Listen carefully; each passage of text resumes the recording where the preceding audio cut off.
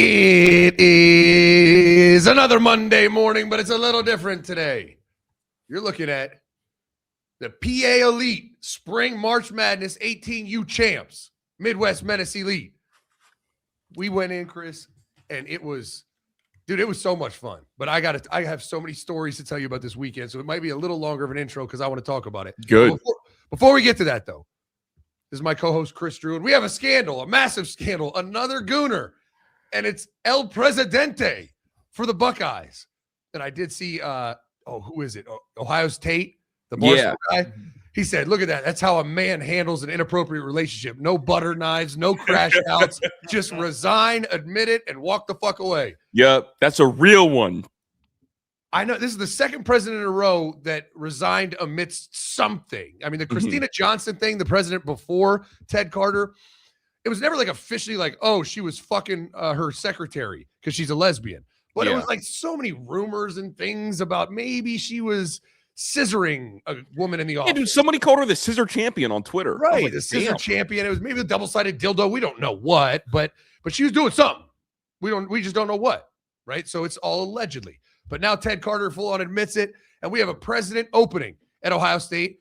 And my question is, should they hire Jim Tressel? That's what I need to know in the comments. I know he had the cheating scandal, which now looks like fucking nothing with NIL and everything else. They traded their stuff for tattoos, and Jim Tressel covered it up. He's been back in Columbus. He's been back on the field to be honored. Like, he's welcomed in Columbus. Is it time to bring Jim Tressel home to be El Presidente, Mr. President of Ohio State? That's my question today. But, Chris, how was your weekend? Dude, it was good, man. Just watched a lot of WBC, hung out, got ready for spring ball. Obviously, like, teams are starting. Some of the big schools started. Alabama started on a Sunday, which I don't know if that's weird or not, but Alabama has started. And I'm just kind of keeping tabs on all the contenders because this last draft, or the draft that hasn't happened yet, that's about the draft, was supposed to be such a loaded quarterback class. What you get with that is a bunch of quarterback battles in the spring. I mean, Alabama is going to, again, for the third straight year, have a top 5 blue chip ratio in the entire sport. The big question is, who's going to be their quarterback? Texas, they've started it up. They've got Coleman and Wingo joining Arch, but the whole running back room left. What's that going to – oh, and they fired their DC. At USC, they brought in Gary Patterson. Like, they're going to retool their defense. We have all these spring practices starting to gear up. And, this is the time of the year where I'm the freak and I study everything and I overreact. So get ready for that side of it. I love that side of it. I love, like, freak out, Chris. Yeah, we're here. We're here. All right, I wanted to talk about this tournament. So we went up there to Pittsburgh, and it was really, I mean, there's some talent there. I mean, there's a kid, I think the number one running back in the country is from Pennsylvania. He's committed to Georgia. He was there. I mean, there's some kids with big commitments there. And I took a group of mainly PAL kids, and don't get me wrong, I'm not trying to give myself too much credit because we got some fucking talent. And Pat will put the picture up. Here's a picture of Midwest Menace Elite after winning the championship. We got some dudes, man. So the new players are the two outside kids. Abe Davis is on the far right. We have 2 seniors. So number 1 on the right is Max Kassler, who plays for Dublin Kaufman High School. Really good player. There's Cam, number 3. Behind Cam is Tony Johnson Jr. That's Larry Johnson, the D-line coach's grandson. He caught like 25 digs. He had to have 600 yards receiving. He's a stud. In front of him, Mason Kazmarek plays at Delaware. He's a stud safety. That's me behind him. And you're going to get the question, is he related to that Kazmarek? He's not. But I talked to him like he is. I was like, bro, like we watched Ohio State film to like teach him football. And I'd be like, yo, what is your brother doing? I would say shit like that all the time. And the kid in front of me is a kid. He's going to be the only other senior, Tank Rhodes. He plays at Hannah Lincoln. He's got MAC offers. Like, he's a D1 kid. He's a dog. I mean, a dog. And then next to him, Caden Schmelmers, Cam's best friend, super talented. I mean, was going to start varsity as a sophomore, got hurt. He's going to be a D1 player. Will Minor behind him is at Olentangy. There's Cohen Murmahabed plays at Liberty. That's our quarterback with his shirt off, taking a knee. Mason Miller, stud. I mean, fucking dicing people up. Brennan White, former Rose Bowl MVP, running that defense. Right above him, I can't see it. Oh, Lucas Straub plays at Liberty also. And then Max Laurent is on the outside. He's a Berlin kid. And then the kid in the T-shirt right there, Gabe Levin, is a lockdown corner at Liberty. You got dudes, man. But so that kid, Gabe Levin, our corner from Liberty, we go out the first day, second game, kind of the last play of the game, right? They run a dig. We're only up by 2, and he drives on it, breaks it up, knocks the ball away from the receiver and like does an incomplete. And he's like, I jammed my finger. He takes his glove off, Chris. He has a compound dislocation. His bone is sticking out of his fucking finger. I mean, pouring blood. He's like, coach. And I was like, oh, fuck. I would grab him. We're rushing him to the door. They didn't really have medical there. Had to call a squad. His mom came down, who I'm not sure she's a doctor. It's something medical. And I mean, I'm with it. He was just freaking out. Like, they're going to have to amputate it. I'm going to lose my finger. I'm like, dude, you're good. I promise you're going to be good. But it was just a freak accident. Like, the ball did it. It was wild. So we lost our starting corner. And the next day, Chris, we show up. We're the 1 seed. Went 3-0 on Saturday. We show up. We're waiting for our game. And out of nowhere, people are starting to yell, medic, medic. I look over, and there's this big coach or dad, an adult, just down, like laying on his back, not moving. Dog, what the fuck? Bro, they go over, they start like checking his vitals all of a sudden. And I mean, you're talking about the whole tournament stops and they're watching this. All of a sudden, boom, chest compressions, CPR, and we're like, what? He had a fucking heart attack. And then they get that, I don't even know what it's called, the EAID, EM, whatever. Those zapper things. Yeah, boop. I mean, they're clear. Yeah, they yell, clear. I'm sitting here like, holy shit. Oh, this goes on. The ambulance takes 15 minutes, and this guy is not. I mean, they're still doing CPR for 15 straight minutes. The EMS gets there. They shock him again, get him on the stretcher, and then he started breathing. I mean, the place is going crazy. These people saved this man's life. CPR for 15 minutes. That's absurd. The defibrillator. That's what it's called. Yeah, defibrillator. It was insane. I mean, just insane. And then I thought you were about to tell me a story about how y'all were going belt to ass the whole weekend because I texted you and Pat. I'm like, dude, like I thought you guys were gonna be good. I didn't think you guys were gonna be 12-1 good right off the rip. Like, no. I just didn't know. I had no idea. Okay. I mean, we went to that tournament in Indy, beat Midwest Boom, like finished second out of 40 teams. And after that, everyone's like, all right, let's go win this whole fucking thing this weekend. And we did. Yeah. They went out on Sunday in the bracket as the 1 seed, won every game by double digits, the finals. We got the ball first, knife through butter, touchdown, 2-point conversion, up 8-0. First play, Abe Davis, the kid I just told you about. Watch out for him now. He's a D1 kid. I saw you gave LeBron's number. I saw you did that. Right. I know he has to be a baller. So he gets a pick on the first play. Once again, drive down 16. No, that you got 3 points for a pick, so 19-0. Then we score again. It's 26-0, 9 minutes into the game. Jeez. And the guy running the tournament, he was like, Coach, y'all might put up fucking 50. I was like, yeah, we could if we wanted to. It looks like. They killed it. I mean, they played out. The kids played outstanding. It was awesome. And we're back in Pittsburgh this weekend. Dude, you're doubling up in Pitt, dog. It's gonna be awesome. We're in Pittsburgh, then we're back in Indianapolis, and then we have a Columbus tournament, Sandusky tournament, and then another Columbus one. We're gonna do Ohio State 7-on-7 and maybe Michigan's. I'm not sure yet. Okay. Dog, do you get to see the Ohio State tournament? That's gonna be fun. No, there's no high school team gonna stop us. I'm telling you right now. We're loaded with talent, and these I don't know, they do dumb shit. It's way too easy to dice these defenses up. Well, here we go. Like, Coach, like you're a real coach. No, like, I know. This is not just like collection of like AAU and go pick up and go play. Like you guys, like when you did this, you told me and Pat you were going to do it right. There was going to be a commitment to getting guys better. There's going to be a commitment to playing real football and doing things that are translatable. And the question was going to be, okay, does translatable equate winning? Because, you see all the 7-on-7 tournaments, you sprint left, underhand, everybody's running across the other way. Like all the cheese stuff. Yeah, these teams sat in cover 2, and I ran cover 2 beater after cover 2 beater. And like I said, Tony Johnson, he might have caught 30 dig routes because they're just playing cover 2. Yeah. And I'm just running it out with double digs, and that backside dig is always going to be open. And he's a baller. Like, let's not lose the sight of he's going to be a D1 kid too. It was fun, man. I had a blast. I appreciate everybody who bought a square, donated anything, because it's actually in motion, and I'm here for it. And oh shit, there goes my water. And we got the hardware. We brought it home. Big hardware.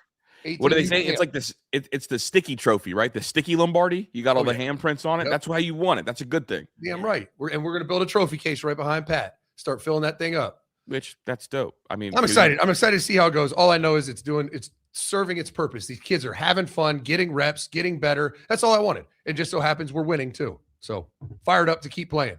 All right, there's my long intro. I just had to brag on the kids for a minute because you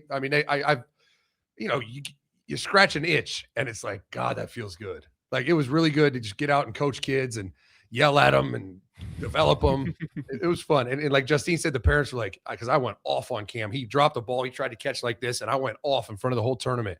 And they're like, it's really cool. Like he's not holding back even on his own kid. I was like, oh, you need to let him know he's getting it the worst for sure. Well, let's get it going. We got a ton to discuss. OSU's first practice is tomorrow, and we will have updates from within the program, from people that attend practice, and kind of what we hear, what we know, really starting, maybe not tomorrow, but starting Wednesday. It's here. Spring ball's here. And if you like that, like the video. If you haven't yet subscribed on YouTube. And my question of the day, should Ohio State hire Jim Tressel as El Presidente? Yes or no? All right. Lukey, let them know what time it is, Bubba. It is. They need to level up. I think we have some freaks in Menace Army. I'm okay with that. Go watch the fucking film. But I appreciate you for riding with us, Menace Army. Menace out. Menace Army! Let's get to the show! Let's get to the show. All right, Zach, I have a trivia question for you and Pat, if Pat wants parts of it. There are 4 teams that have made both 12-team playoffs. Who are they? You said 4 teams? There's 4 teams that have made both 12-team playoffs. Ohio State and Oregon. Correct. Indiana. Correct. Yeah. Indiana. And then Georgia. That was easy. Just had to warm you guys up because, you know, we're going to do a lot of trivia. Just had to get you guys ready. My problem is I can never remember who made it out of the SEC because they don't win. And I'm not taking a shot. I'm dead serious. Like, I couldn't remember if Georgia made it 2 years ago because they weren't there long. Like, I mean, honestly, it was a quick pop up, and then they kind of went away. They haven't won that's what I'm saying. a CFP game in the 12. No, they have not won a CFP game. Yeah. Has the SEC other than against SEC? I think Texas. Remember, Texas beat Arizona State. Oh yeah, Texas did 2 years ago. Yeah, but like and then of course the SEC versus SEC, and then also the SEC versus G5. We have Ole Miss beating Tulane, which it doesn't count. Doesn't count. Yeah. If you beat your own conference, doesn't count because one of you had to win, and if you beat a group of 5, doesn't count. Shouldn't be in the playoffs. Dude, it's so funny. Like Ryan Day gets tagged with the Calipari thing. Like, you know, he does he doesn't win with when he underachieves essentially. But Kirby Smart literally hasn't won a playoff game since then with the 12 teams, and no one ever mentions it. Right. Just kind of is what it is, and it's fucking Georgia. But I do want to talk about OSU practices tomorrow. What is it like the day before spring practice for the coaches? What is give me the walkthrough of your day?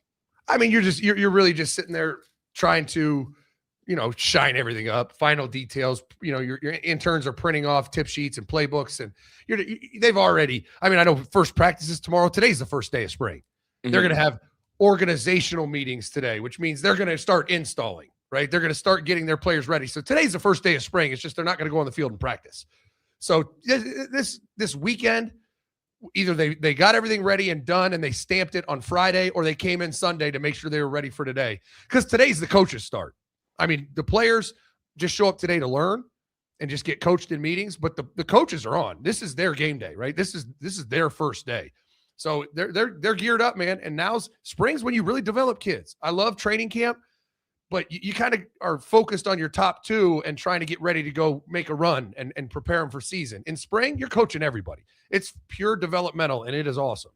And also, I think this spring's going to feel different than previous springs, right? Because this spring, there is no spring portal window you have to worry about. Now, people are worried about the quote-unquote silent transfer, but the simple fact of the matter is you can grind these guys down more and be more honest with them because there is no easy way for them to leave the university. Before, you had to pretend like you were, you know, like there was a safety competition between 3 different safeties when there wasn't. No question. You had to do a lot of faking a year ago. You don't have to do faking this year. And I think that benefits Ohio State because they are truly NFL model. Like the football acumen they've brought in is a lot of NFL stuff. And with the NFL, it's not about, I have to massage your ego or else you'll go. The NFL motto is, I have to win in a fucking hurry or I'm fired. And so the best guys need developed and the best guys are going to play. And I think, honestly, that's something that can help Ryan Day long-term because I do think in the springtime with the spring window, previous teams had to deal with like spring politics. There's no more of that. No spring. Now in spring ball, you can coach them hard, like really hard, because they can't go anywhere. And you're going to see, I'm telling you, that's a huge change getting rid of that spring portal window. Now we'll see if they can circumvent it by just transferring without hitting a portal and without any communication and just transferring schools. But If these kids truly can't leave after the spring, you could coach them hard in spring, and you're going to see a developmental uptick. Like you're going to see coaches be able to get, progress their guys more because you can't go anywhere. You're going to take hard coaching. And guess what? By next season, if you're not a dude or you're going to transfer anyways. We just remove that easy out because you got coached hard in spring. I think it's excellent. I mean, dude, like think about it. And I don't want to be that guy, be the conspiracy theorist. But why do you think all spring we heard the entire time that Ethan Inyanyua was unchallenged for the tackle spot? The whole spring we were told that, right? The entire spring. And it's because you paid that kid to come in and you couldn't have that kid feel like he wasn't going to get the job because you still thought he was playable at some point. But you essentially the entire spring told us he's unchecked for one of those tackle jobs. And then at the end of the year, we're injured, we're beat up, we're bad, and he can't play. And I'm a believer that that messaging being out there wasn't because he was good enough in the spring and then magically fell off. It was because he was never good enough, and they were hoping by the time the season got there, he would get there. But they couldn't afford to lose him in the portal. Yeah, and what you've now done is you've given the coaches freedom. Whereas they used to have to waste reps. They used to have to waste reps. They had to waste reps investing in a kid to make him believe that he had a chance so they don't lose him because they need him for depth. They don't need to do that anymore. If they get halfway through spring and anyone, let's say Earl Little Jr., right, just transferred in, he's not good enough. Mm-hmm. He's going to be a depth piece. They can put him at 2. He can't go anywhere. He has to be here in the fall. So they can put him as a second string nickel or safety or whatever and invest in who they think will be the starting safety. They don't have that. They're not handcuffed anymore. And I think it's really a bigger deal than people are making out. Dude, it's a huge deal, and it helps these young players too, because the people that got the short end of the stick was the young players. Because the older players, the players that are like floor raisers, you felt like, okay, we can't afford to lose one of those because we don't know if these young guys can play. And because of that, the young guys stopped getting reps. Ryan Day had a thing where he doesn't want to play inexperienced guys, but also has a thing where he doesn't get young guys experience. And that was like the kind of Ryan Day dilemma. And now it's like, okay, I know these older players are here and they can't go anywhere. I can grind up the young guys to see who takes a leap. So for me, I'm looking at Dominic Kelly. All right, spring starts. We're going to have a receiver battle. We have to because, the Carnell Tate spot is open and there's a lot of candidates and we have a new receiver coach. There's a new pecking order. That's open. And when you have a receiver battle, naturally you're going to have that battle at corner too because they added 2 receivers, they added 4 defensive backs. So we're going to see how that looks. We're going to see if Terry Moore was just good because he was in the ACC or if he can really play. We are going to see this now. And I'm looking around and I'm like, dude, this might be the most competitive spring we've had. And I don't think that there's that many jobs open, but I think there could be more movement because guys could surprise take jobs because there's not going to be that leash of, if we overreact, we might lose a good player that had a bad week to the portal. It's beautiful because the gloves are off. They had to have gloves on in spring. From the minute that spring portal window opened until they just shut it down, they could not take the gloves off in spring and coach the fuck out of kids. Now they can. It's I know these coaches are like, I can't wait for this spring because I can really get after my guys and develop them, make them better. And I haven't been able to fuck y'all up in the spring in years because y'all could just leave in the spring. I'm taking it all out now. We're going to go get after it. I do think, I'm talking really fast because I'm excited. I do think naturally, and I want to be ahead of this. I think that we could see a pendulum at least start to swing back to the SEC because one of the reasons the Big Ten, I think, got off to such a crazy start was the spring portal window that no one talks about is you couldn't go SEC to SEC. So there was just a one-way gate of talent leaving the conference, and they couldn't actually get some guys in. So I do think we could see more of kind of a down-the-middle approach rather than the Big Ten holding this big lead because what was happening, Zach? Oregon, huge beneficiary of the SEC spring window because those kids couldn't go SEC to SEC. So where were they going? They're going to go to SEC to Big Ten.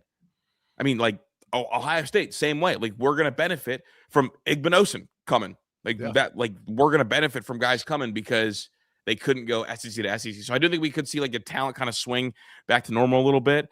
And also no Nikos. So I know the sites are mad because Nico, remember, left in the spring as well. So that's how you really fuck a team, right? That's how you really fuck a team. At the end of spring, after taking all those reps, you decide to transfer. And now they're like, well, 1, there's not a lot of kids in the spring window to replace you. And 2, we just invested 15 practices in you. What a waste. Bingo. So they had to get rid of it. So it's a beautiful thing. I'm glad they did. It is. I know that's something that coaches push for, and I'm happy for it. I know that certain sites were mad about it and like preach like player mobility. But at the end of the day, like for these young men and for these coaches and for like future NIL opportunities, I think that like them being in one place is ideal. And I wonder when the study will come out, when the Athletic or someone will do it, 3 years down the road, of like the success rate for guys that stay 3 or 4 years at a certain place versus guys that leave. But I do want to talk about President Ted Carter, but I do want to do that after the break. Sounds good. We'll be right back after this. Menace Army, you need tools in your tool belt when making big decisions and big purchases. I just bought Cam a truck. I'm about to buy Justine a new SUV, and then I'm going to go looking. I might get myself an electric car, like a Tesla, something different. So 3 cars in a calendar year, and I would do none of it without Car Gurus. When you're making a big decision, you got to get the full picture. Car Gurus delivers exactly that. You get unbiased deal ratings, price and vehicle history, and all the key details up front.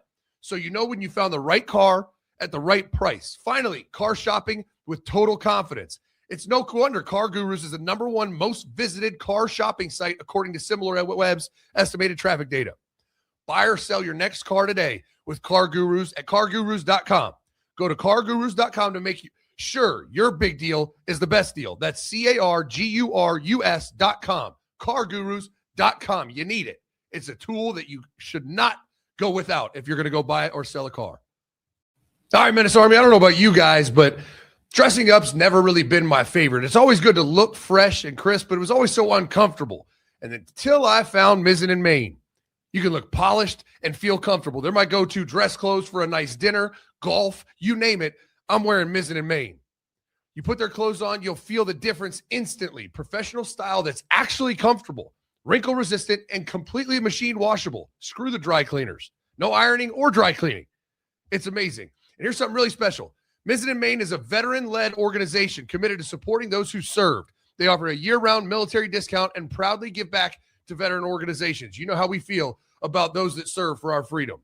Right now, Mizzen in Maine is offering our listeners 20% off your first purchase at mizzeninmaine.com, promo code Menace20.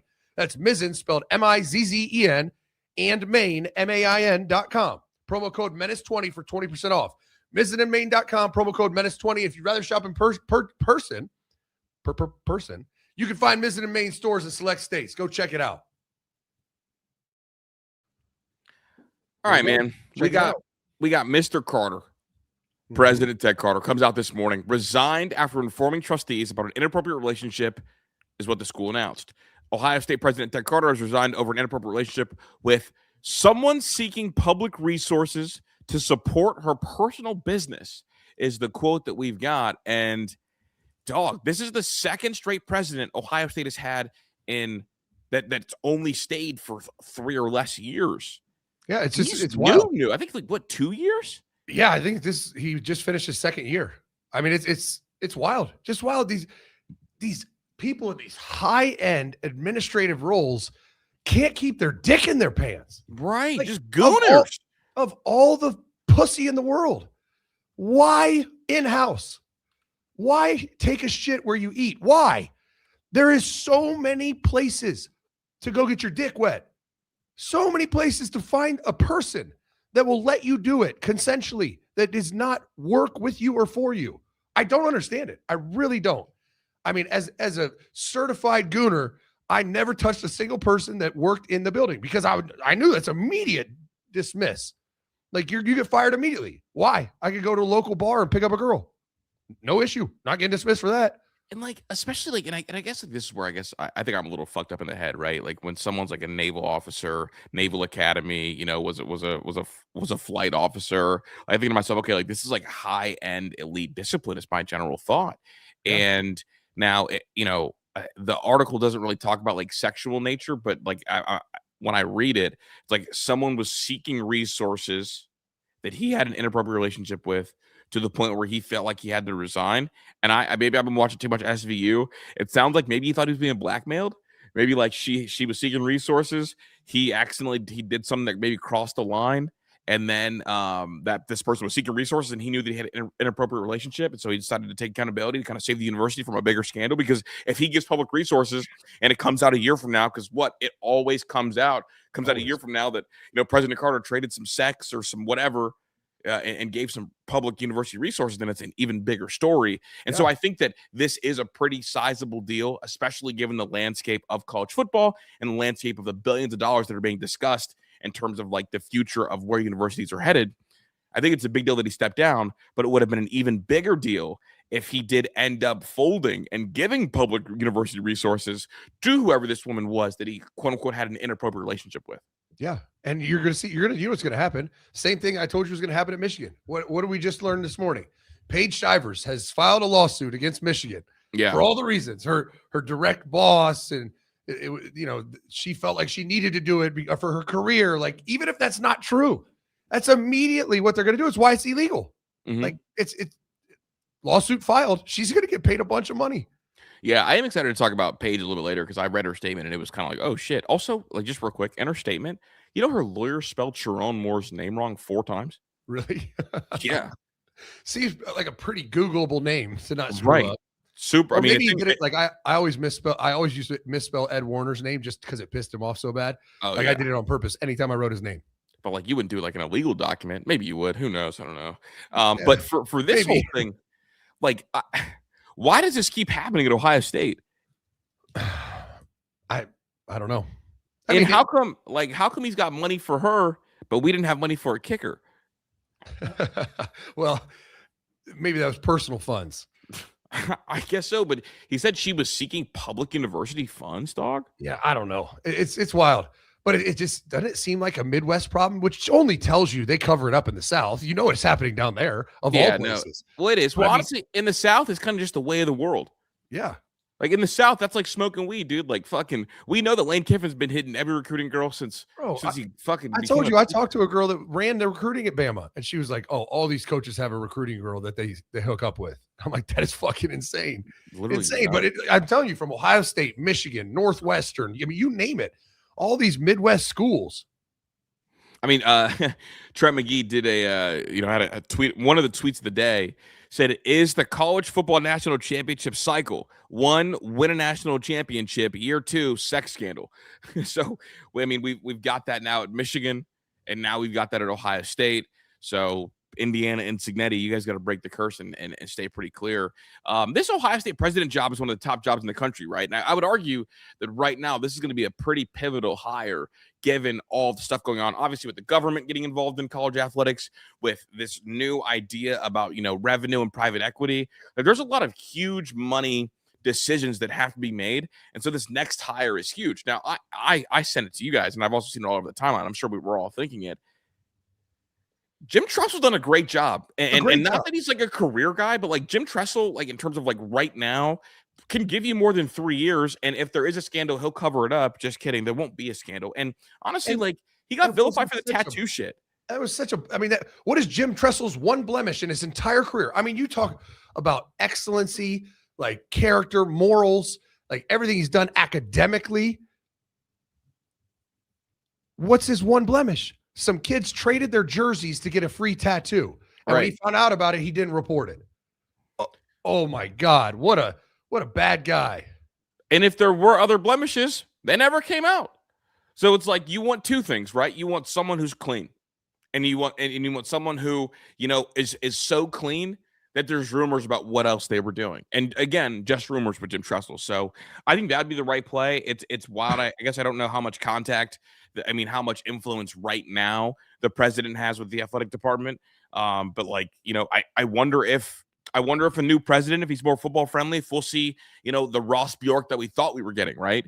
Because remember, Ross Bjork was a Wild West riverboat gambler. I'm going to raise so much money and do whatever I want with it. And then he got to Ohio State and became Gene Smith. And it's like, why? And everybody was mad at Ross Bjork for that. But I'm like, guys, if Ross Bjork is acting identical to Gene Smith, we have to look at what's actually going on. Yeah, who's the problem? Yeah. If the ADs are acting like in similar ways, after a change in personnel, and the new AD didn't operate that way at Texas A&M, there's some boundaries and handcuffs that are being placed on him. Literally, like Ross Bjork, and that's what I keep going back to. Whenever people try to yell at me about Ross Bjork on the timeline, my whole stance, Zach, is Ross Bjork has never acted like this. No. Never. He's always been the one that goes a little bit too far. The one that's like, as long as I can see the line because I've walked past it, I'm good. I mean, he had the first monumental recruiting class at A&M where he co-signed Jimbo Fisher, giving out $30 million to high school kids, and then gave Jimbo Fisher the largest extension at the time, money-wise and buyout-wise, in the history of college athletics. And then he gets to Ohio State, and everyone's like, oh my God, he's worse than Gene Smith. Oh my God, he's cheap. Oh my God, this, that. It's like, no, he's clearly carrying water for someone else. And I'm wondering now, was it President Carter? Was it Christina Johnson? Or is it the trustees? I tend to lean trustees, but for a little bit now, without kind of an established president, you do wonder how much freedom Ross Bjork will feel comfortable moving with. Mm-hmm. And it's time will tell, right? Time will tell. We'll see how this all pans out. If I would hire Jim Tressel right now as a president, because you talk about a guy that is huge in academia. Like, I mean, he's been the president of a university now. He's got experience, right? It's not like you're hiring your old football coach. You're hiring a president, a university president. He is a Buckeye through and through, and he's going to prioritize athletics. Like, it would just be a home run hire. Don't overthink it. Don't overthink it. Bring home the fucking GOAT, and Tressel is a GOAT. And here's the other part of it. What makes a board of trustees loosen up? Fundraising. There is nobody in the state of Ohio more universally celebrated than him. Like every generation. Like, here we go, Zach. Me, you, and your dad are all in different ages in terms of like where we are generationally with college athletics. All three of us have a deep love and reverence for Jim Tressel. It's not like that for a lot of other coaches. Like, he's one that even when we have the GOAT debate, when you like rank your coaches in terms of like Urban and Ryan and Jim, everyone's like, first of all, I love Jim. Like that's kind of the opening point. Jim doesn't have any haters, and when you don't have any haters and you connect with the old heads, the medium heads, and the young heads, that means a fuck ton of money, and money makes board of trustees shut the fuck up, because as long as the money's coming in, they're staying out of the kitchen for the most part. But Ohio State's board of trustees they're very arrogant, and they believe in public image and this like elitist mentality that like that doesn't happen at Ohio State. That does, but don't you think that they have a level of respect for Jim Tressel in a different way that they would have for those other guys? Or am I just overselling what to me was the true golden era of? I mean, like, keep in mind, Ohio Chris, State. This is the same board. Fired him. Fuck! I thought I was cooking. God, that's what I'm saying. It's like Tressel was all those things back in 2010. Mm-hmm. The AD didn't want to fire him. Gordon Gee didn't want to fire him. The board of trustees made them fire him. The board of trustees is a fucking bunch of liberal douchebags that have a fucking problem with any type of bad publicity, or even like not bad publicity that they don't like. They don't like having that be Ohio State's image. Like, what? Okay. Well, fuck. Is there another Tressel? Hire Mike Tressel, dude. Fucking hell. No, I still think you hired Jim Tressel. I just, my point is the board is still going to be the board, no matter if Jim Tressel's there or not. Like, there's still going to be some douchebags. I just wish they would just shut the fuck up and get away from my football program. Bro, the board of trustees, when they forced Urban, or really Gene, to fire me, it was like Gene told them, like, listen, we have all of the evidence. He's had a full-on investigation. We've got the investigation report. Like, there's nothing that says he did anything wrong. We don't think he should be fired. And they were like, this is horrible for the university. It's a bad look, bad PR. We have to fire him because of our image. And he's like, that's not the right thing to do. And they're like, all right, well, then you guys can be fired also. And they're like, oh, fuck that. Zach, you're fired. That's how it went down. Did you have to go in front of the board of trustees ever? Like, to me, once you're fired, you don't have to do shit. Now, I met with the investigators that were investigating the whole thing, but that was just because I wanted to see what they asked. Dude, the way that I like view the board of trustees, they all wear these like 3-piece tuxedos, and you like walk into a room and it's only candle lit, and they all have like a different animal head on their head. So like there's one with like a goat head, one with like a lion head, one with a tiger head. Fucking some like Hollywood elite. Yeah. And they're all sitting there, and their chairs are all solid gold, and like on their plate in front of them is like the heart of the animal that they're wearing on their head, and they just like sit there and eat it. It's like really, it's a really fucking dark thing. I hate the board of trustees. All my homies hate the board of trustees. Right. So yeah, that's just my take. I do want to put this on the screen. The 2026 playoff outlook way too early. Every team's chance to make the playoff field based on the PFSN College Football Playoff Meter. This graphic by J.R. Rhodes. It is Ohio State number 1 at 68%. This is every Big Ten team. At 68% chance to make the playoffs. Oregon right behind them at 67. Indiana 64, and then USC 4th at 59 ahead of Michigan, which I was very interested in. Thoughts on this list? Well, I think I absolutely agree with it. I think that tracks. Mm-hmm. I mean, you're talking about the first 3 teams have been in both, right? They haven't missed one yet since we expanded to 12 teams. USC, it makes sense. They have a more proven quarterback than Michigan, and I know he was a true freshman, has incredible talent, but it makes sense to me. And then the reality is after SC, to me, it's just a matter of can Michigan only lose 2 games or less or not? I don't think anyone else has a chance to make it. I think Michigan's that bubble team. I think USC absolutely could not make it also, which is why they're actually have a much better, higher percentage than I would have expected, just knowing Lincoln Riley's defensive track record.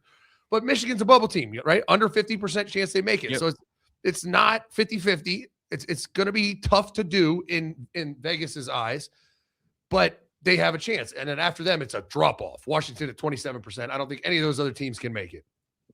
Yeah, Michigan to me is like a huge mystery box. I mean, they won 9 games a year ago with all the dysfunction they had there. They brought in Whittingham to kind of clean things up. And you do wonder if like the Whittingham thing is going to be like, here we go, Zach. When you clean your closet or clean your room and when you deep clean it, you make it a lot messier before it gets cleaner. Yeah. Oh, yeah. I wonder if that's going to be this year for Michigan, because if it is, then things could look frustrating at first because they have to break this culture and get the culture back in check and start to hold guys accountable. But if it's not, and they're able to clean it up this spring, because like here we go, Michigan not having the spring open window, that's huge for them. That's huge for a new coach trying to fix a culture. Oh, yeah. Yeah. And I think the good news is all this shit happened. They brought in this sleeper agent, right? This guy that's going to come in and tighten everything up. And he's got 2 years, right? Because Bryce Underwood's only going to be a true sophomore. You have this freaky talented quarterback who apparently didn't get coached his freshman year. And it's not like he's in his 3rd year and going to contemplate jumping to the NFL. Like you have him for 2 years to get this program back up to the heights that it was at in 2023. And I think that's important for sure. I think it is too. And again, like I'm just like looking at Michigan, and I know a lot of people because of how last year was perceived. Because like if you ask a lot of Michigan or a lot of Ohio State fans a year ago, they'll sit here and tell you, "Oh, Michigan was fucking ass," and I'm sitting here like, dude, like they weren't great, but they won 9 games with a Gooner as a head coach, and reportedly players blackmailing the head coach for playing time. They no longer have that Gooner or those players. And I'm looking around like, yo, like the defense is going to be solid. Whittingham's programs always have a floor.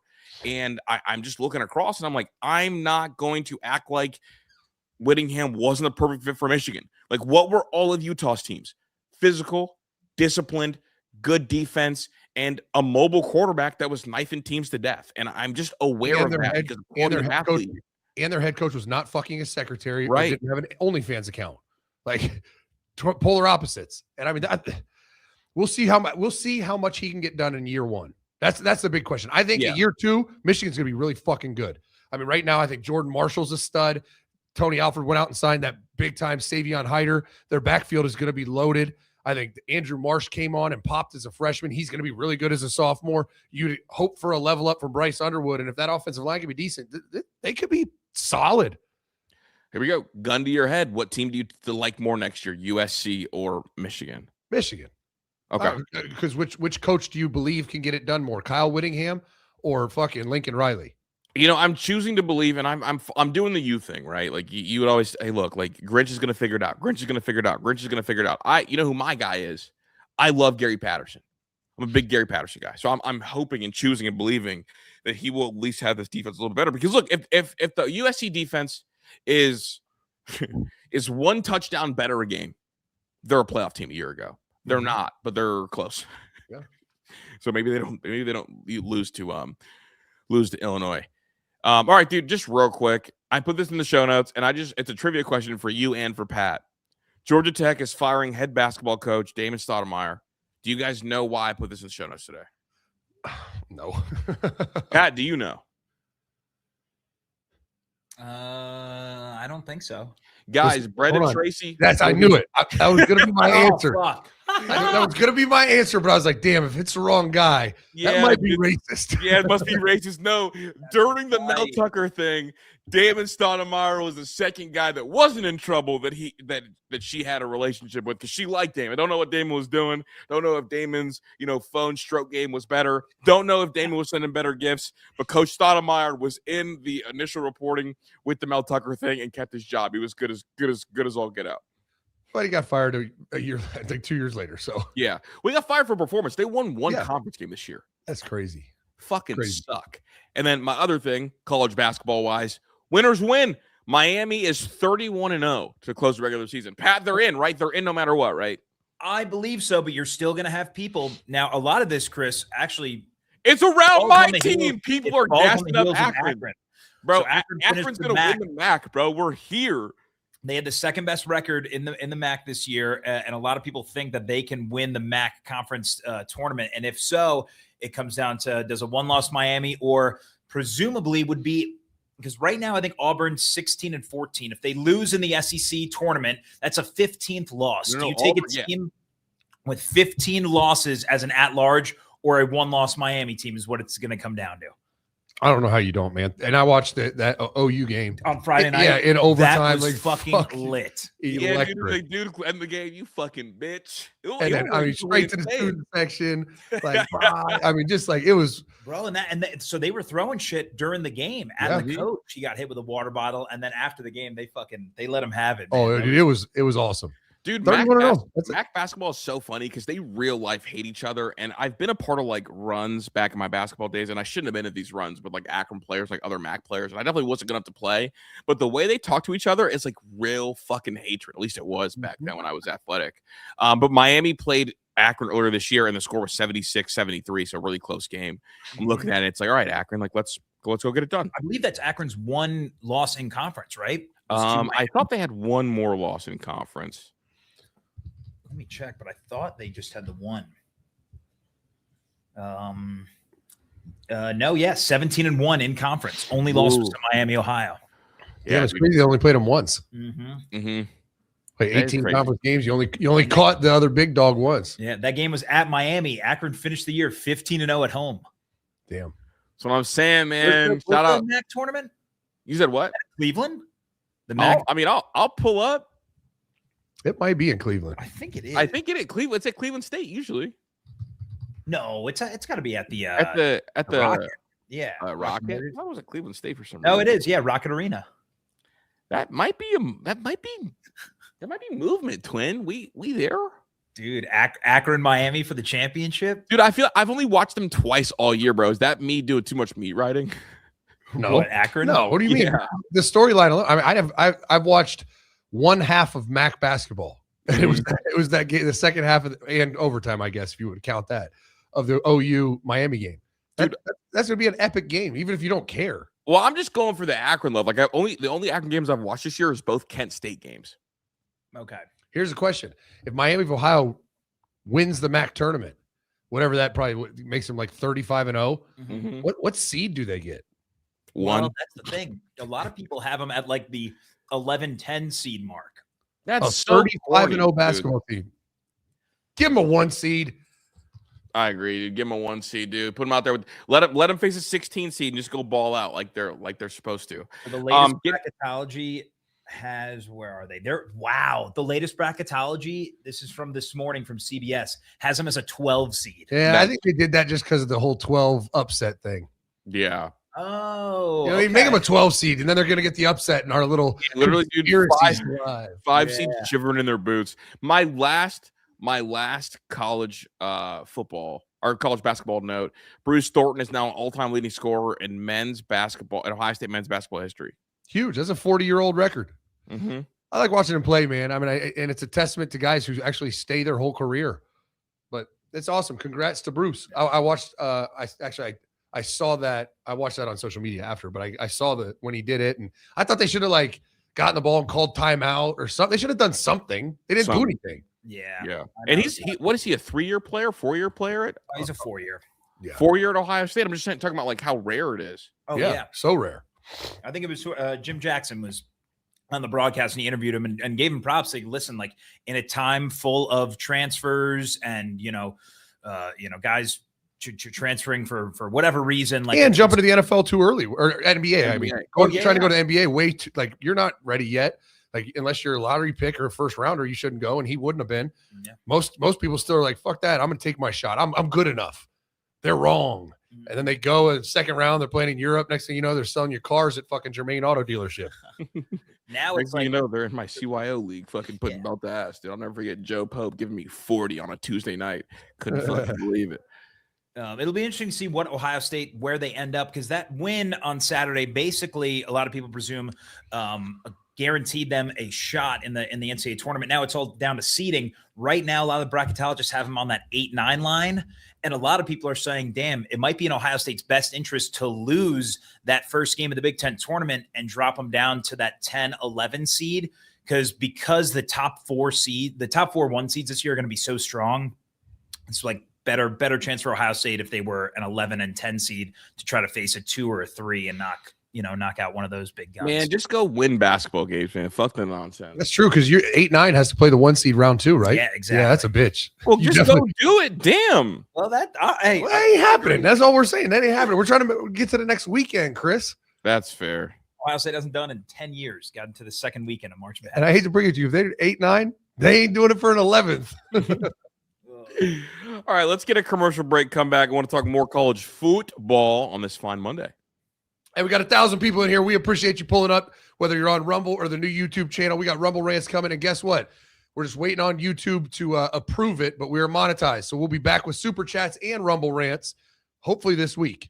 Fired up about it to have a YouTube home back, even though we're not that happy with them. But we're not going to say anything disparaging. We're going to try to keep this channel alive. If you haven't checked it out, if you're listening on podcast, on YouTube, the channel is Menace_elite, or I'm sorry, Menace_sports. God, I got 707 in my brain. Yeah. Menace_sports is the channel name. Go look it up and hit that subscribe button. We're almost at 1,500 subscribers already. It's been like a week. So we appreciate you for following us and all around the universe. We'll be right back after this. I don't know about you guys, Menace Army, but trying to figure out what actually works for hair loss is tough, confusing. There's a lot of products out there. A lot of them don't work. Through HIMS, you get access to clear solutions, expert guidance, and an online process that takes confusion out of care. You got places to be. Don't go sit in a doctor's office. You can do it all via Zoom, online. HIMS offers convenient access to a range of prescription hair loss treatments with ingredients that actually work, including chews, oral medications, serums, and sprays. Doctor-trusted ingredients like finasteride and minoxidil can stop further hair loss and actually regrow hair in as little as 3 to 6 months. For simple online access to personalized and affordable care for hair loss, ED, weight loss, and more, visit hims.com/menace. That's hims.com/menace for your free online visit. hims.com/menace. Featured products include compounded drug products, which the FDA does not approve or verify for safety, effectiveness, or quality. Prescription required. See website for full details, restrictions, and important safety information. Results may vary based on studies of topical and oral minoxidil and finasteride. Hi, Menace Army. You know we love a little box, but I got a new and improved version. The P6 Mini, available on our website, menacesports.com, is a game changer. Every show, every game, every movie ever made, you get it all. All you have to do is buy the P6 Mini. It's small. Look at this thing, tiny. You can take it on the road, traveling, if you work, staying in Marriott's, hotels, plug it in, hook to Wi-Fi. You got everything. Every movie ever made, including movies in the theaters. Every baseball game, there's no blackouts. You can switch to whatever city. You can go through, literally, go to the baseball tab, and it just lists all the games. Pick the one you want to watch and watch it. And then also every show. I'm talking Netflix, Hulu, whatever, HBO Plus, Paramount. You won't have to, NFL Sunday Ticket, forget about it. You get it all for free once you buy this bad boy. Go over to menacesports.com. It's in our store, in our shop. It's also an ad right at the top. And if you use promo code Menace, because it's a pre-order, $50 off and free shipping. Use code Menace, menacesports.com, and get you a P6 Mini, the box. and you'll get everything you ever wanted. Cut the cord. Quit paying YouTube TV, Netflix, all the subscriptions. Be done with them. Be gone, subscriptions. Go get you one. MenaceSports.com. They're a hack, dude. I took it to Pittsburgh, and it's pre-order. Pre-order ends Friday. Well, I mean, we've already placed the wholesale order, anticipating we would sell out the pre-order, and we did. So we're on to pre-order number 2, but it's going to end on Friday. The discount, the $50 discount, will not be $50 anymore. So if you're planning on getting one, thinking about getting one, go get it now this week, or else the discount's going to go down. Dude, NFL, I know we're not an NFL show, but just a quick note, Alec Pierce has fucked the market entirely. $30 million a year, dog. Crazy. There's so much shit. How about the fucking Chiefs? Dude, yeah, they don't make the playoffs for the first time ever, and they go out and get the Super Bowl MVP, Kenneth Walker. Like, fuck, why are you serious? And they have a top 10 pick. Crazy. And they're saying that Pat is going to be way ahead of schedule right now. But bro, like Pierce got $116 million from the Colts. Nuts. Like, what the fuck? They traded Michael Pittman too. Yeah. Which is that not wild? Am I tripping? No, it's wild. It's absolutely wild. So free agency's in full effect, man. Everyone's just like head on a swivel. Yeah. Like, oh shit, who's signing who? Malik Willis to the Dolphins just happened too. Damn. Is there a number on it or no? 3 years, $67.5 million with $45 million guaranteed. That checks. Oh my God. It checks though, because remember Justin got 20 a year ago. That's just insane. Bad quarterbacks making $20 million a year. Man, life is amazing. And then we're waiting on Kyler Murray, but he'll be like what 1.3 to the Vikings is my guess, because he's getting a huge deal. And also, here we go, Chris. Me and Zach talked about it this morning. Who $99 million cap hit, right? Well, yeah, but who's gonna, I guess, sign with a new team first? Would you go after Kyler or Tua? No, well, I just started a team. It's called the Winnipeg Frogs, and we're looking for a quarterback. And I'm thinking Tua. We play 2-hand tap for the quarterback. So, dude, I mean, he's gonna be he's a Raider. They're just gonna let him die out there before Mendoza starts. Probably. Hey, we got to shout out one more. I just popped on my timeline. It's was unreal. The OSU gymnast JJ Coleman scored a perfect 10 on her floor routine, which is the first time for a Buckeye since 2003. Oh, fuck. Dude, you talk about an athlete. Like, she's doing all this shit, like thick thighs, strong as shit, just, I mean, bouncing, tumbling, flipping, landing, sticking everything. It was awesome. If you didn't check it out, look her up, JJ Coleman. It'll pop up on your feed. It was really impressive. Oh, yeah. Fuck yeah, dude. Go Bucks. You know, I watch women's sports. I even have a t-shirt my daughter got me that says, I watch women's sports. Shout out women's sports. We love women's sports. That's why we don't want hot dogs in women's sports. No wieners in women's sports, please. Yeah, no, we definitely try to avoid that. A couple spring updates just out in the universe. Cincinnati, they're starting a new quarterback this year. They're gonna have a battle. That's really not important. I do want to talk about the Bama battle. I got a 2-man battle. The Russell kid, who they said was pushing last year, and Austin Mack, who now it's year 3 and he came from Washington. Yeah. And they're trying to replace Ty Simpson. Dog, I can't believe I'm saying this back-to-back years. I think that Alabama is going to improve at quarterback this year. They're going to be better this year than they were last year. And it's weird to say when, you know, Ty Simpson was quarterback too, but I think the Russell kid gives you more I win in college than Ty Simpson does. Is that fair? Yeah, it is. I think he's a really good athlete. And I mean, just the fact that as a true freshman, when you had 2 veterans that they really liked, he just wouldn't go away. He was in the competition the whole time. It means this kid has a high ceiling with a full season under his belt and a full off season. Like, how good could this kid be? And it's surprising because, like, Russell Shepard came in and was kind of raving all about that kid. And it was Kalen DeBoer that was kind of like, we got to slow down a little bit. It was like Kalen DeBoer trying to bring back the reins. And Russell's like, we don't have to slow shit down. The kid can play. The kid has a big arm. He's sideline to sideline. He's really physical, and he is studying his ass off in the information era. Like, he gets it. So I think that, honestly, a quarterback like him could help the run game, too. Because what do we always talk about? When a run game is struggling, what helps that run game? A mobile quarterback. Oh, absolutely. And pass pro. Maybe your O-line's not the best. Like last year, they couldn't run the ball the length of your dick. I mean, it just... Hey, and guess what they did, Zach? Guess what they did? They couldn't run the ball a year ago. They fired their offensive line coach. Mm-hmm. They brought in a new one. They weren't going to do this again. They said, we saw enough. We're Alabama. We can't run the football. You fired. And I think, honestly, like, if I'm looking at, like, assistant coaching hires, Zach, I'm looking at that. Here we go. My 3 most impactful, I guess, coaching hires to the overall landscape, I think, is Alabama's offensive line. I think number 2 is Texas and Muschamp, because like that is a completely new flavor, and you're taking a pretty big risk for PK, who was really good a year ago. And then number 3, it's Arthur Smith. Those, to me, are the 3 most impactful hires. I'm looking at Bama, and I commend DeBoer for going and getting it done, going and not waiting around. No excuses. Like, hey, look, we need a new offensive line coach. It was shit last year. It is not okay for us to have multiple games where our leading rusher was under 50 yards. It can't happen. Yeah, I agree. I mean, it's just, and it's Bama. Of all it's places. Bama.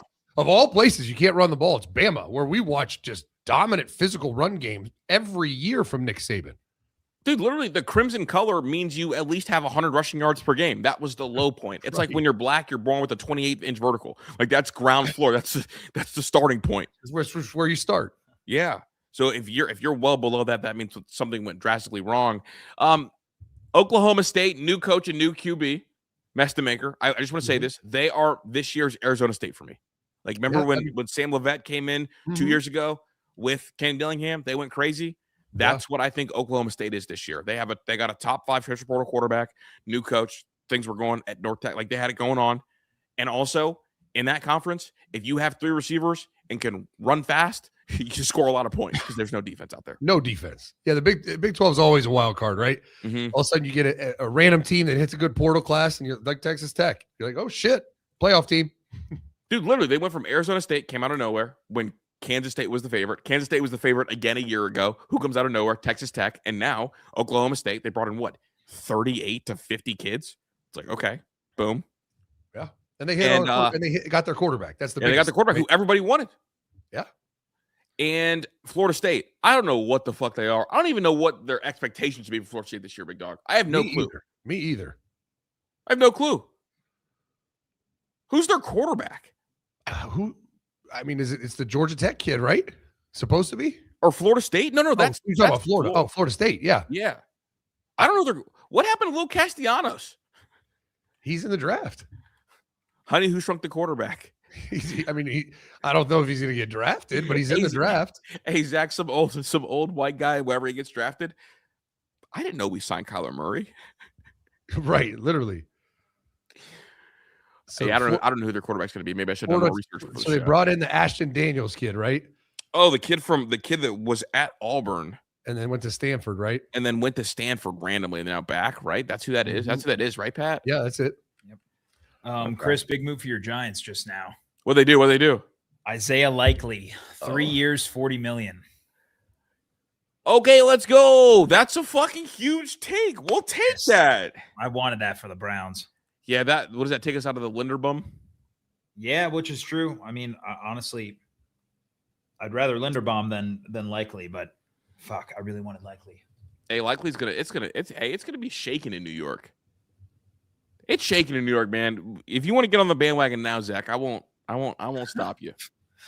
I'm not on the bandwagon ever for the Giants. Why, dude? Mainly because of Eli. Like back in the 90s when the Giants won a Super Bowl, it was like I didn't hate it. I mean, last week you called Eli one of the greatest to ever do it. Yeah, it was only to prove a point. And it was just a blanket statement, just talking about Arch, just saying, okay, he had these 2 uncles that were good NFL quarterbacks. Great. You said great. I was just overselling a point. Okay, well, I set it as my alarm this morning. I woke up to 2 uncles that are the greatest to ever do it. I'm going to wake up to your voice glazing Eli every morning until I turn 40. How about that? Now, is that I'm a Connor Stallions your phone in the middle of the fucking Scioto River. Oh my God, that would be on the phone with AT&T. Like, how did he drown my iCloud though? Isn't that in a cloud? They're like, I don't know how he did it. He did it though. In the cloud, you got Matt Weiss and Connor Stallions on the job. The fucking clouds at the bottom of the river. Oh my goodness. Did you listen to any of the Trump and Nick Saban stuff? No. Oh yeah, I actually heard bits and pieces. I heard Urban speaking about it. I heard Saban speaking a little bit. Yeah, a little. Yeah, they did the clip. It was like back when you used to come to Alabama. It was because you valued education. That shit blew me. Like, what? That shit blew me, dude. I just wanted to throw that out there because No 3 got everybody this weekend with No 3 put out a tweet. So big time. Yeah, the Trent Richardson thing. I had to take 30 minutes to see if he actually said that.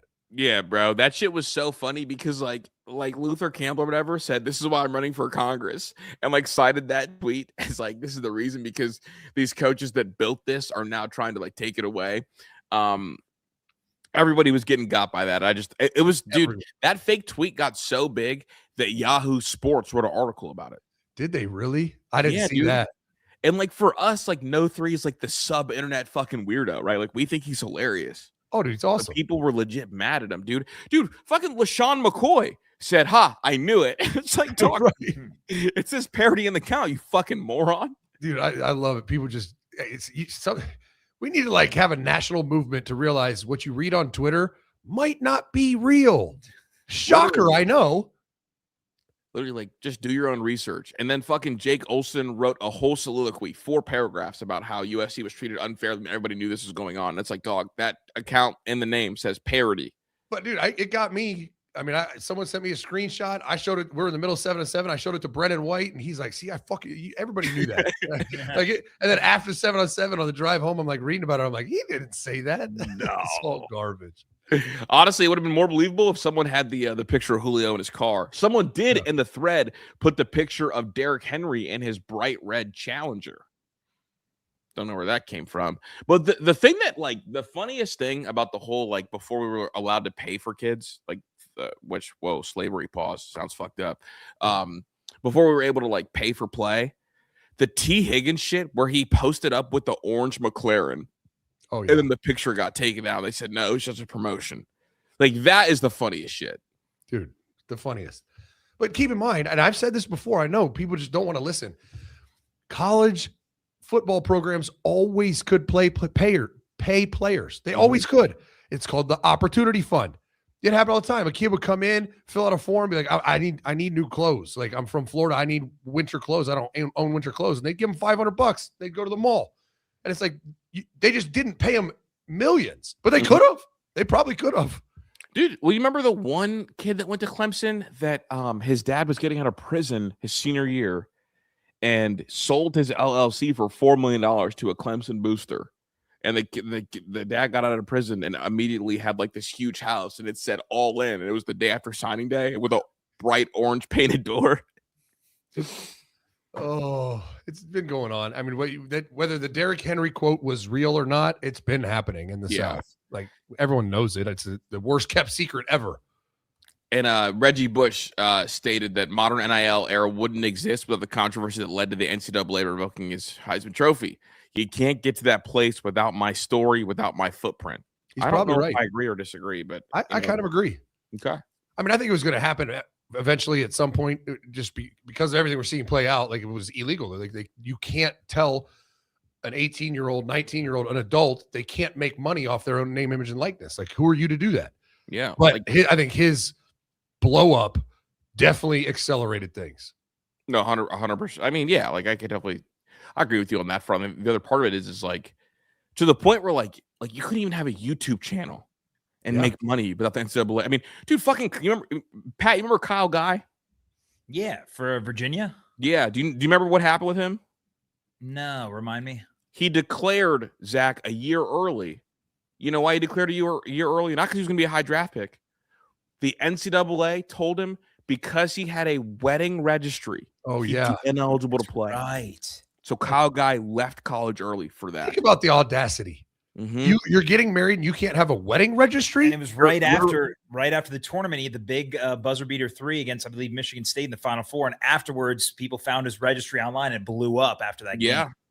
Literally a college kid getting a degree, probably not going to play NBA basketball. Needed another year for sure to be like kind of that spot up shooter, like 7th or 8th man on an NBA bench. Had to leave early because the NCAA said, no, you have a wedding registry. You cannot come back. It's just absurd. It's like the kicker from UCF that had a YouTube channel. Like, what the fuck? Yeah, dude, destroying fucking crazy. And he's good. He's doing just fine now. He's fucking great, dude. He made the right choice. Fuck kicking. I'm going to stick to YouTube. Bingo. Let's get a commercial break, come back, talk a little bit more about sports, and then get back into it. Sounds good. We'll be right back after this. All right. I don't self-promote enough. People would say that I don't let people know what we got going on enough. So you know about our new box, the P6 Mini, over at menacesports.com. Promo code Menace, $50 off and free shipping. I already talked about Bourbon and Ball once a week, our film room breakdowns. But we have so much more going on, along with future growths that we have planned over the next month. Number one that I never talk about and need to, if you're listening on podcasts, there's a bunch of ads on the show. That's how we pay our bills, right? That's how I pay Pat's goofy ass. But if you want ad-free podcasts, $10 a month on the website, menacesports.com. All you do is you sign up for our lowest tier, the captain tier, $10 a month. It's literally like 40 cents a show. And there's a custom RSS feed. You click on it. It adds to your phone with all your other podcasts. And then you can listen to the show ad-free. You don't have to listen to the advertisements. That's one $10 tier. Obviously, the Bourbon and Ball, the film room, where you can watch 2 years worth of film rooms, 2 years worth of Bourbon and Balls, and join us live to sip on some bourbon and break down different football topics. And then the last one is our gambling tier. If you are a gambler, we have a handicapping team that puts out picks. If you're going to gamble, you might as well get some advice. They're phenomenal. And March Madness and pitching props are where we cook. So March Madness is about to begin. If you're going to be putting some moolah on the games, go get some help from some experts on the gambling tier, menacesports.com. Just check it out. Go to the website, peruse around. We also have message boards. We have a group chat, a bunch of stuff. Go check it out and support the show. That's all I'm asking. Support us. Pat needs a haircut. He can't afford one. Go sign up, menacesports.com. Help Pat out, please. Money back guarantee, too. Money back guarantee. So if it sucks, you don't like it, not good enough, get your money right back. Nothing to lose. So Michael Pittman got 3 years, $59 million from the Steelers, and Alec Pierce got $116 million for 4 years. Sheesh. Am I confused, Pat? Is Alec Pierce better than Pittman? I brought it up on Pound Town. We were looking through the top free agents. He was ranked like the 4th best free agent on the market and the number 1 overall receiver. And dude, I must miss something. The market, I don't know, dude. Like it feels like, what do we say in baseball, Pat? Regression. This feels like the easiest regression case of all time. Yeah. He's the white JMO, right? With less production. I mean, he's a big play, home run hitting monster, 47 catches and over 1,000 yards. Yeah. That just doesn't feel very repeatable, especially not as the number 1. And the other thing I want to check real quick too is that no, I mean, I was curious how much of that production dropped off once Daniel Jones got hurt, but he was actually pretty solid with he's very dude, I just think we're playing with fire, man. This feels like fucking Christian Kirk when he got 100 M's. It really does. Dude, here's how he finished the last 5 games of the season: 5 catches for 80 yards, then 1 catch for 16 yards, 4 catches, 86 yards, 2 touchdowns, 0 catches on 5 targets against Jacksonville, and then end of the year, 4 catches, 132 and 2 touchdowns. Like definition of boom or bust. Yeah. For over 100 M's. Yeah. That's a dangerous thing to give 100 M's to, man. Fuck. What? You guys ready for the inevitable Charlie Becker comparisons? Oh yeah. Oh yeah. You're gonna get it because obviously it's like lazy narrative stuff. I want to bring this up. Ryan Williams has changed his name and number for this upcoming season. He's going to be known as Ryan Coleman Williams, and he's going to wear number 1. Why? Man's, dude. The jersey, whatever. Good for him. That's your man's. He should change his fucking personality. Like, we're going to change the number, change your name, change your personality, you flaming douche. Quit painting your fucking nails and go be a stud. You're talented enough. You know what we should do, Zach? We should go into a Alabama bar, like a dive bar. You know, find the smelliest, grossest one, put the meta glasses on, and just ask, "Hey, what do you think about that Ryan Williams fella?" Oh man, yeah, you're gonna be beeping out some racial slurs probably down there. No, that's not. We funny. Paint our nails when we go do it, huh? Should we paint our nails before we do it? I mean, I can walk in. They won't be honest with me if I'm in there. What if we do an NIL deal with Ryan Williams and for a certain amount of money, he'll paint your nails at that dive bar? That would be it. That's, I remember when they did that bus trip across America. I feel like that's that dangerous. Mm-hmm. We're talking about the one in the 60s. Sorry, that was fucked up. A couple things. So obviously, like the big thing that we need from Ohio State this year is for the quarterback position to take a market leap forward. Yeah.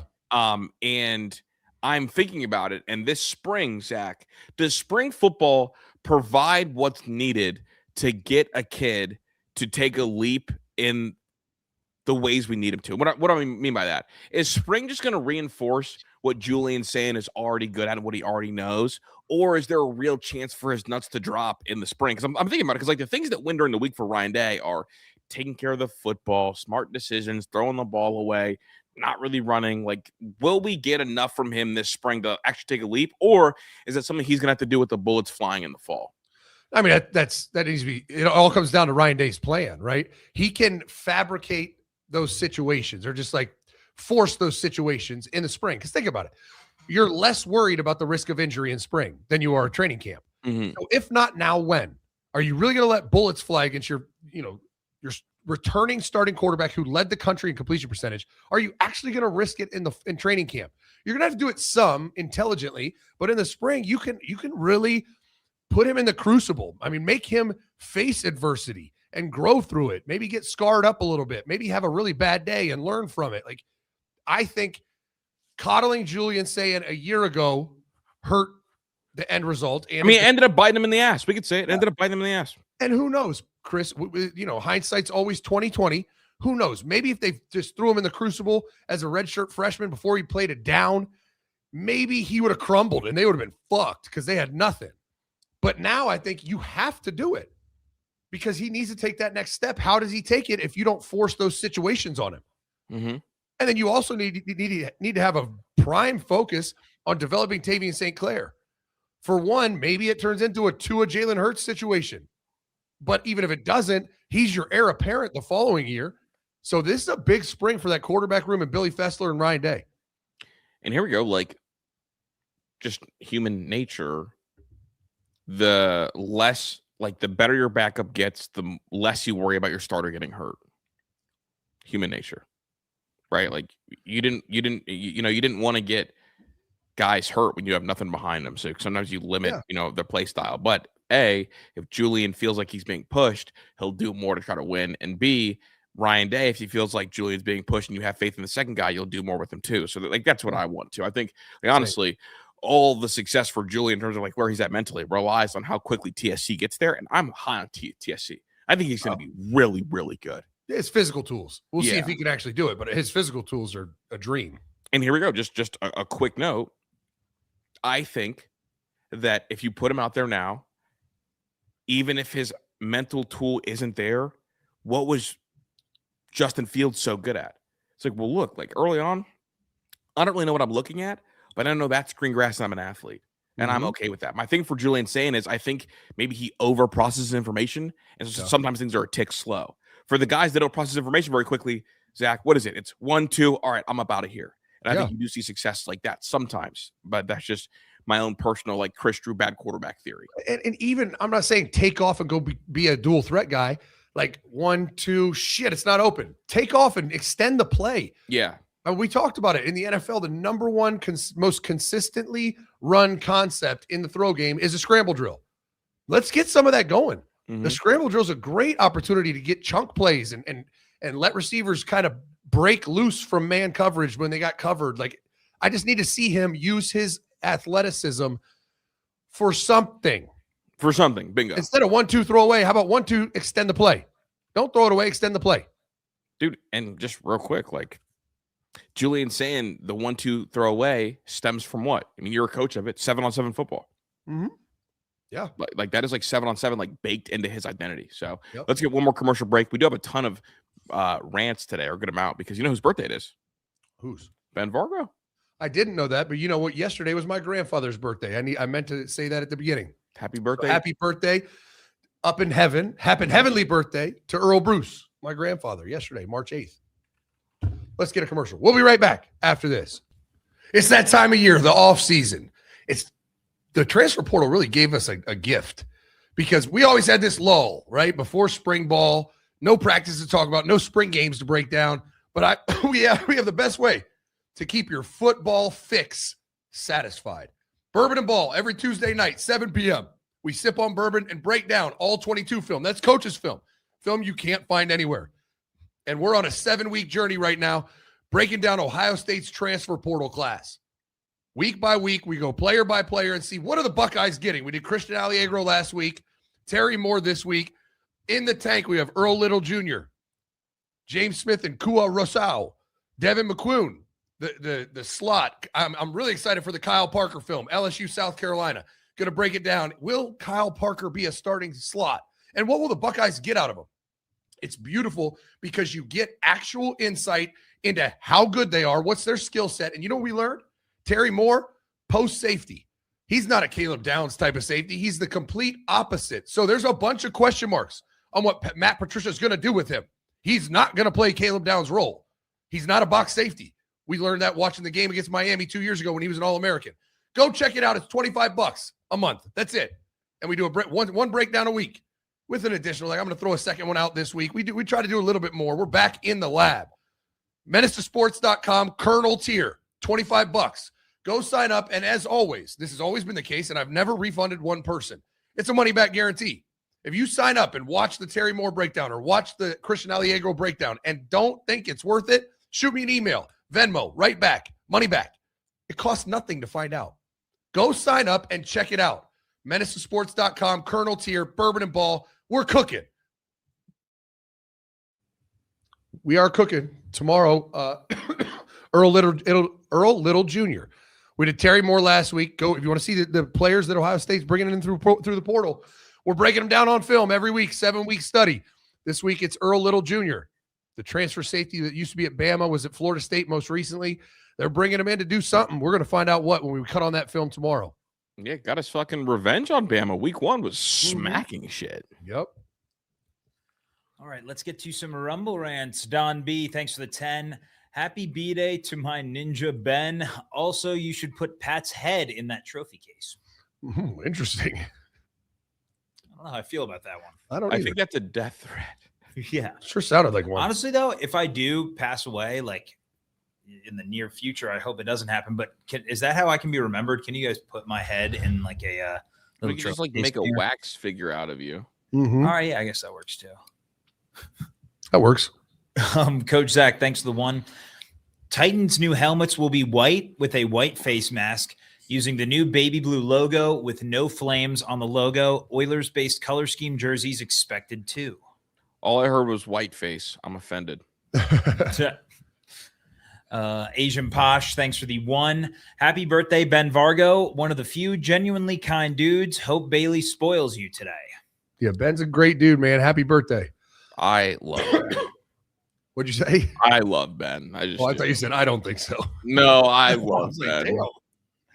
Coach Zach, thanks for the 2. Happy birthday, Ben. Much love, brother. Go enjoy your day with that beautiful baby. For sure. There it is. The Rod Farva, thanks for the 1. Can you guys please stop talking college basketball so we don't have to hear Pat say tournament? Literally. You don't know how many. I mean, I get emails, DMs about this. Like, they really hate when he says that word. Dude, does everybody out in Jersey say it like that? Yes, I think so. I feel like I talked to one of my buddies when like we first had this discussion on the show, probably like a year ago at this point. And I remember asking like, all right, how do you say like the NCAA March Madness, tournament, right? And he was like, yeah, tournament. Are you capable of saying it the right way? I say it the right way. Tournament. Are you capable of saying it our way? You can't say you say it the right way if 90% of the country says it the other way. I just want to know if he's capable. I mean, I'm sure 90% of the people thought, slavery was right back in the day. It doesn't mean good God. What the fuck was that? Zach, what the fuck was that? Well, I hate to break it to you. In this case, you're the slave owner. What? No. Whoa. Everyone knows that tournament. I don't know. How do you say it? Tournament. Yeah. Everyone knows that's wrong. Just read the chat. People thought slavery was that was his rebuttal. Right. He can't just acted like rely on just the majority. How you say the word tournament was like lynching. That's gotta be the worst rebuttal of all time. And 90% of the country did not think slavery was okay. I'm sure at one point, yeah.